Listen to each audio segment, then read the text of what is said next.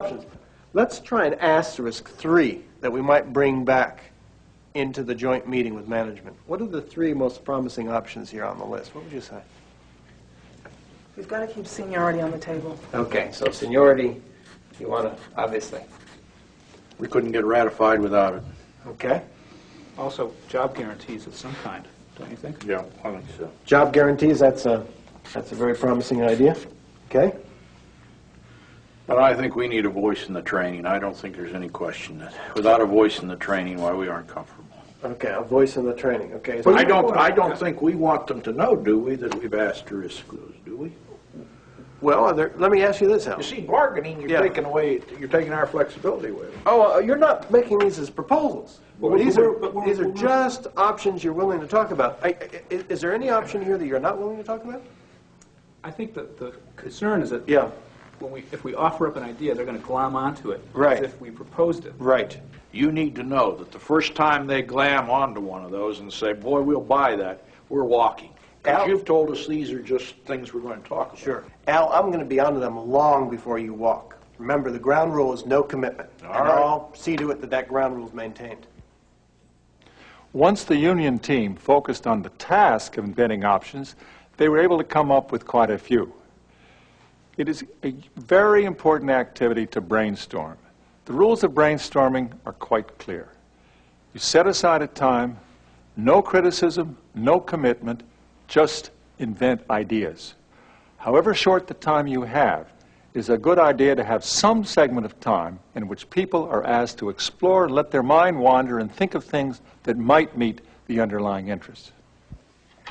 So, let's continue. There's some interesting options put up here. How would you improve on these? How could they better be developed to meet your interests? Where do you see some overlap? Frank, if you are serious in looking at our option on co-design, I have the feeling that we can work something out on your first item, management discussion with improved early retirement. I'm simply saying that without any commitment to it. But it seems to me there's something we could do there because we could provide an opportunity then for our older people to be involved. And in some areas, we could have the older employees train the younger employees in those technologies where they're expert, and then in the newer technologies, why we'll look to some other source of training. We may actually be able to do that training in-house, and then for those technologies which we're going to require more, we can send that to the community college, and we might be able to pay for that also. Oh, I like that idea, because a lot of people have told me they want training in areas where we don't presently offer any training. Let's make sure we get these options down, because it sounds like you're really getting somewhere. Now we've got a lot of possibilities. Yeah. Why don't we start to flesh some of these out? Inventing options enhances a negotiator's power. If I have a lot of options on the table, I'm better able to work out a solution that meets your interests and mine. I'm in a stronger position the more options I have. Often, options will simply solve the problem. You will have a good solution that meets the interests of both parties. Not all options are created equal. You have to evaluate them, and evaluation, as you saw, comes after the brainstorming session. We do not evaluate during the middle of brainstorming. In some cases, there are conflicting interests that cannot be solved by inventing options. There, we need other methods. In the next segment, we will look at the power of independent standards as a way of moving toward agreement.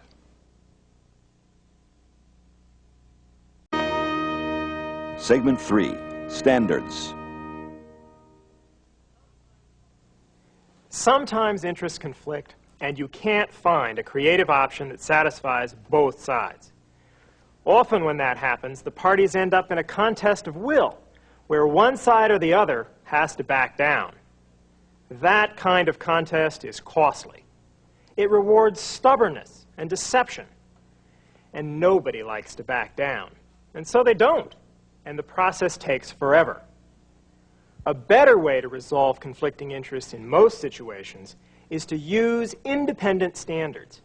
For example, when I'm negotiating with a client, it's much more effective for me to explain that the fee I want is what I've been paid by a dozen other clients, than just to say, well, that's how much I want. It's hard to back down to the other side.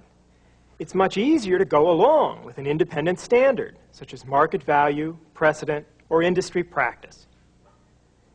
Standards can be used as both a sword to persuade the other side and as a shield to protect yourself. As a sword, standards allow you to explain to the other side why your proposal would be fair for them, as well as for you. As a shield, standards allow you to explain why their proposal doesn't feel fair to you, wouldn't be appropriate according to some objective standards or precedents. Standards aren't created equal. You can look for the standards that are the most relevant, the most appropriate to the situation you're talking about. And some standards will seem more persuasive than others. Let's watch in this next negotiation how the standards can be used on both sides to narrow the difference and the differences between the parties. In this situation, I'm coaching a consultant and their client in a negotiation about the consultant's fees. Tom, we've been holding down fees now for 4 years. You know we've been working with you every time you run into a difficulty. The time has come and we need to pay back. This year we need a 13% increase. That's outrageous. It's too much. We were thinking 4% walking in here. Maybe it's time we need to talk to the competition. It's already tense. And the reason is, all they've put out on the table is a position, a number. They haven't even begun to explain where that number might have come from. What's the rationale, the legitimacy that lies behind it? Chuck, maybe it would help if you explain where that 13% came from. All right. Tom, if you raised your fees to us by 13%, they would equal the average fee we get from our clients across the country. And Tom, what about you? Where did that 4% figure come from? You seem pretty strong on that. You know, we've just gone through a long negotiating process with unions and the whole 9 yards on salaries, and we've come with an across-the-board 4% increase. I must say, our internal increases look like 10 to 11% for management. Look at that. As soon as they get out a single rationale from one side or the other, they can begin to discuss, well, is that the most appropriate standard for this situation? And then they can begin to have a dialogue. Let's keep going. Is 4% for your managers as well? No, no upper-level management. 8.5%. Yeah, how about your lawyers? What do you pay your lawyers? Well, we pay them by the hour, $2.25 an hour. But 13% is too high, Chuck. This is St. Louis. Well, you're right, it is St. Louis. But Tom, even in St. Louis, I mean, you'd have to raise your rates to us by, or I'm sorry, your fees to us by at least 9% if you were going to pay us the average we get for clients in St. Louis. Well, what does 9% mean in terms of your hourly salaries across the board? Average it out. Well, first of all, you've got to break out expenses. We haven't done it in the past, but take expenses out.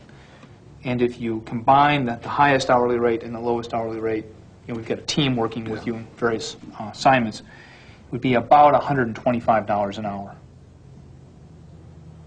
And you said that's the lowest hourly rate of anyone in your St. Louis office? That's correct. Average. Who do you have to sell this fee to? My board. Would it help if you could say that? That's the lowest hourly rate any client is getting in the St. Louis area? Yeah, I think it's important for us all to feel that we're being given the best rate in town. I mean, after all, we've got to be one of your largest clients, certainly here. That's a lot less than what you're paying your lawyers, too. Yes, it is. Lawyers offer specialized services. Well, maybe I can live with that. It sounds as if I could sell it if you can provide me with something I can take to the board to convince them that indeed this is the lowest. I can go back to the office and verify that, but I'm confident that that would be equal to the lowest average rate paid by any St. Louis client, and I can provide you with a memo, for instance, you can give to your board. Yeah. What about you, Chuck? You said that'd be a 9% increase. Could you live with something like that? Well, it's not as much as I had hoped for. You're going to have to talk to your other partners, presumably. Right. However, I think it's probably going to be the largest increase of any client in our office. And if that's right, it ought to satisfy my partners. So here, by looking at the rationales, the standards that lie behind the positions, the ideas, the options that the parties have been discussing, you not only get some new options on the table, you narrow the gap between their differences. And note, in the solution that they've come up with so far, they haven't even had to agree on any single standard. One side is going to portray it to their constituency as the lowest hourly rate available to any client in the geographic area, while the other portrays it to his partners as the highest increase anyone has come into the office and gotten from their clients. So both should be happy, both should be able to live with it. That's the difference. Think where they started. 13%, 4%, bare numbers on the table. By looking to standards, rationales, legitimacy, and talking about which standards are more appropriate, they've found an option they can both live with. As you've just seen, one of the most powerful uses of independent standards is to help the other side persuade their constituents. And of course, they may help you persuade your constituents as well. When interests conflict and you can't find a creative option that satisfies both sides, be prepared to use independent standards to persuade both parties that an agreement is one that treats them fairly. Interests, options, and standards are a great way to deal with the substantive issues in negotiation. But negotiators are people first. Dealing with the people issues in negotiation is the subject of our next segment.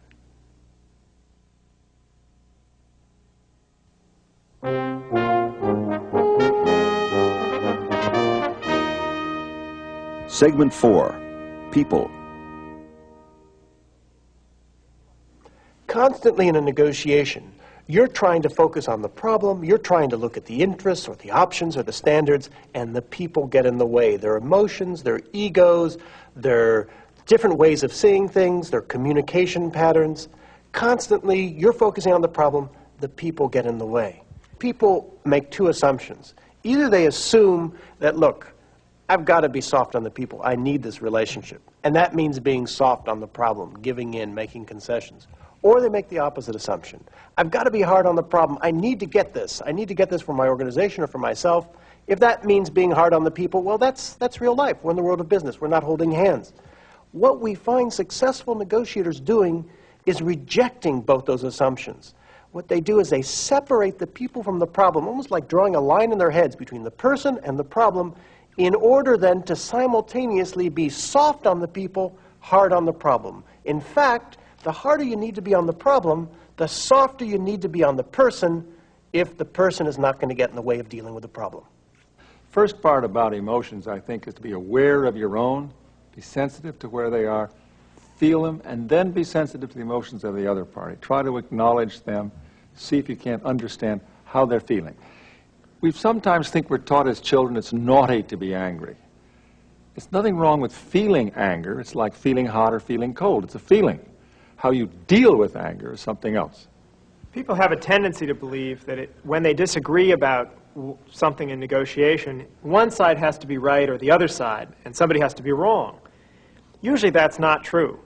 If people feel strongly about an issue, it's much more likely that they have facts you don't have, that they see the situation in a different way, which is perhaps partially valid, perhaps even as valid as the way that you see it. Before you get into a heated argument back and forth about who's right, it's better to say, how do they see it? Is there some piece of what they see that if I knew would make a difference to me? So what I've heard are there emotion problems as people problems. There are problems of perception, the fact that people see things differently. Right. And the third category is communication problems. Most people think of communication as my telling you. We think of the communication industry, broadcasting. Great communicators are people who talk and tell people things. I would say if communication is the problem, half of the problem is listening. In fact, the more important half is listening. Because unless I hear you, unless I understand where your head is, what you're thinking and feeling, I'm shooting it in the dark. I don't know what. So listen, active listening. Listening, acknowledging your feelings, acknowledging the other side's feelings, putting yourself in the other side's shoes, none of them involve making a concession to the other side.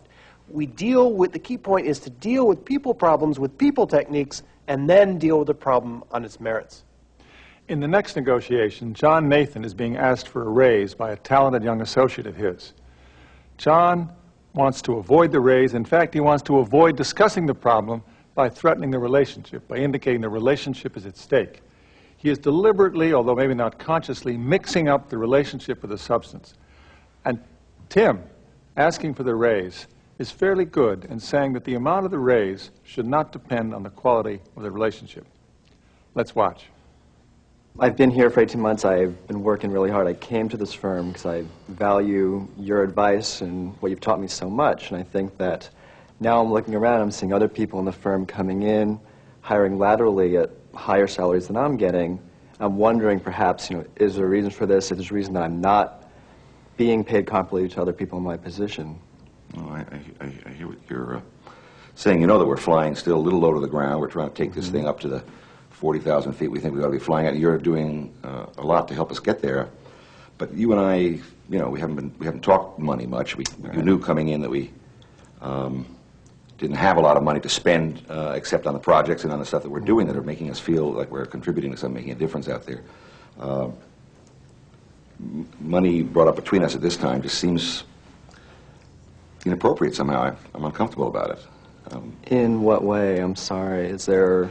I began by saying I'm proud of you, and I did feel corny about it. I mean, I do feel like your uncle or your dad. I mean, I brought you along. I think you'd say that you've learned quite a bit from me. Absolutely. If I in any way implied that the relationship was not important to me or was not the most valuable thing, I am sorry about that. It is. I've learned so much from you, and it's something that no matter where I work or whatever I do, what I learned from you is going to be so important to me. But I think we need to separate that somehow our working relationship and the work I do for this firm needs to be looked at separately.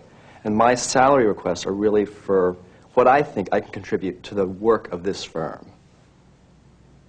Okay, so you just want to talk money, basically. Yes, money in terms of what I can do for the company, what I can contribute. No, I understand. I mean, I talk company. money with people all day long. You've heard me talk money. Half of the business is talking money. That's the part of the business that I like least. The part of the business I like most is what we do together. Fine. We're going to become merchants, basically, for the next 10 minutes and have a conversation about dollars and cents. Is that what you're asking me to do? I don't know if I would use the word merchants in the sense that... Well, it's a haggle, basically. It's a haggle. You could be a fishmonger, I could be a housewife. I even haggle. I don't like the word haggle that much either. I think what I would like to do is to say, yes, I am very committed to this company. I would like to see on a work-based relationship something that is comparable salary-wise. And I don't want to bring in our relationship and the reasons I came to this firm, what I've learned from you, as combine this. I'd like to keep them separate.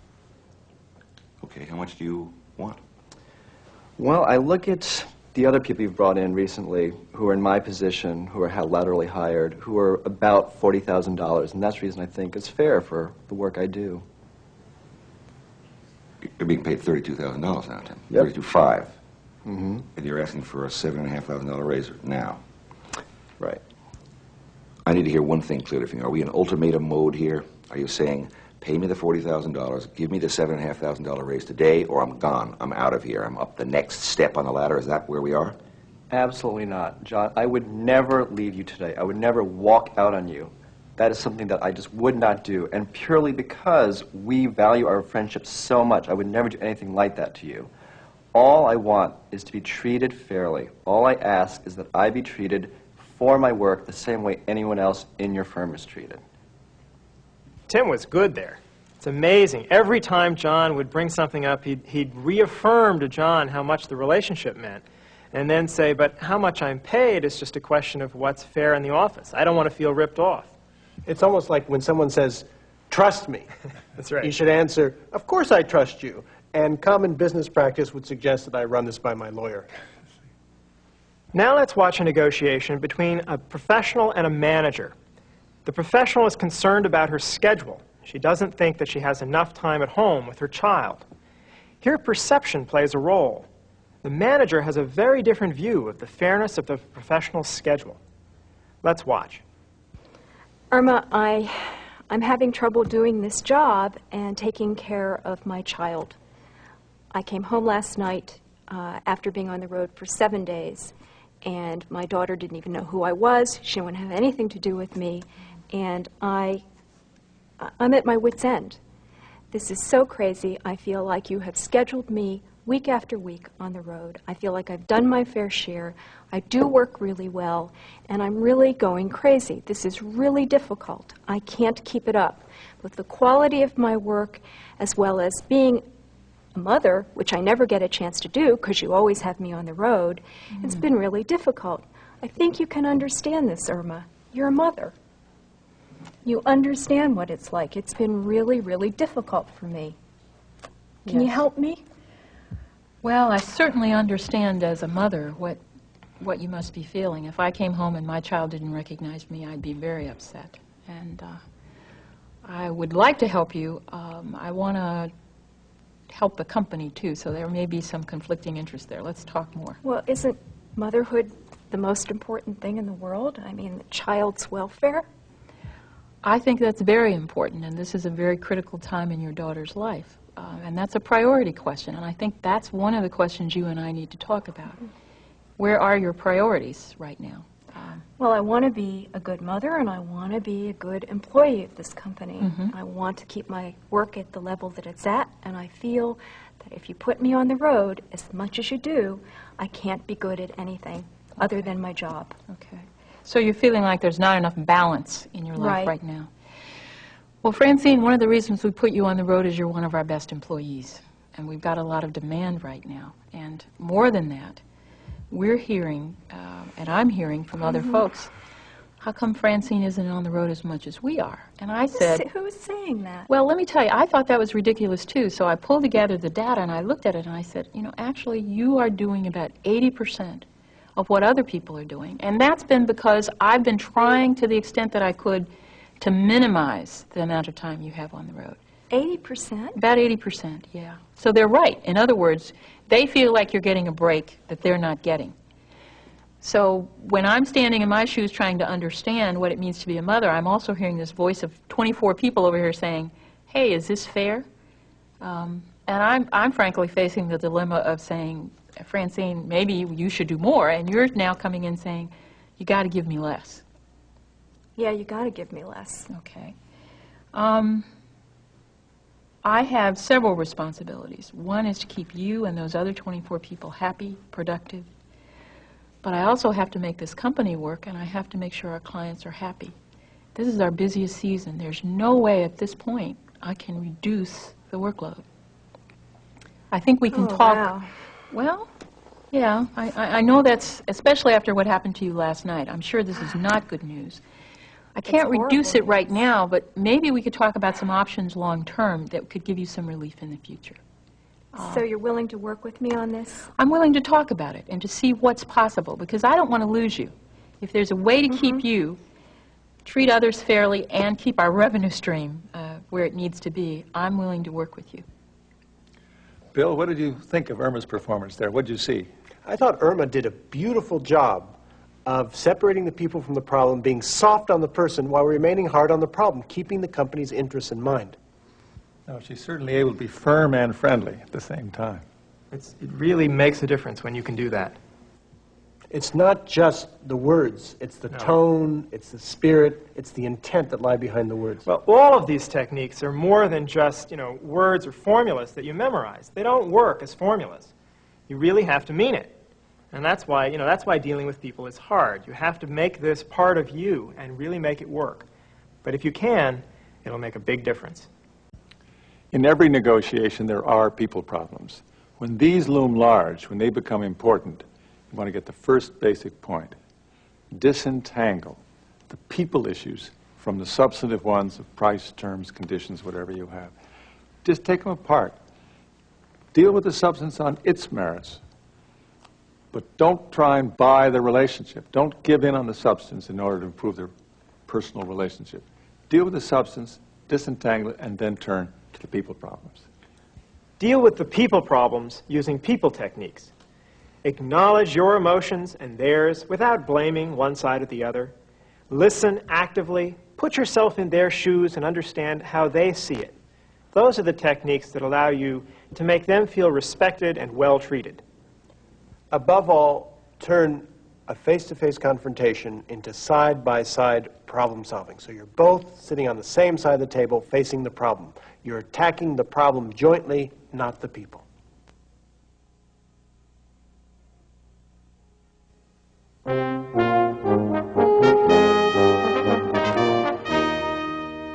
Segment 5, Alternatives. In every negotiation, there's a dilemma.